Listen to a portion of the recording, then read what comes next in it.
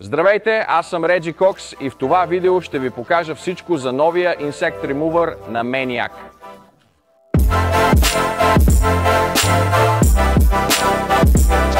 Сега е лято и пролет, а това означава, че насекомите се завръщат.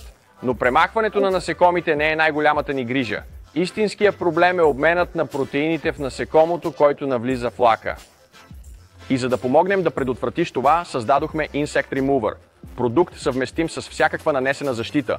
Безопасен е за всяка повърхност, която можеш да откриеш върху автомобила. Помисли за стъкло, алуминий, карбон, пластмаса. Всички тези части, които са много деликатни, сега могат да бъдат третирани безопасно с Insect Remover. Готов за употреба продукт, който може да се пръска или да се използва с високо налягане. Можете да пръскате върху микрофибър и да избършете с него. Този продукт е специално проектиран за премахване на екзоскелети.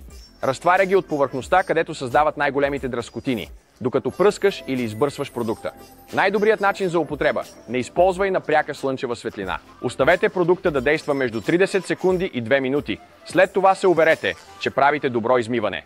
Разбира се, предварително измиване, неутрална пяна, всичко, което може да помогне за премахване на повърхностно активните вещества. Да обобщим Insect Remover от Maniac. Продукт безопасен за абсолютно всяка повърхност. Не нарушава нанесените защити и е предназначен да премахне тези протеини, които могат да проникнат в лака ви. Помага в работата на всеки детайлър. Благодаря, че гледахте. Аз съм Реджи. До скоро!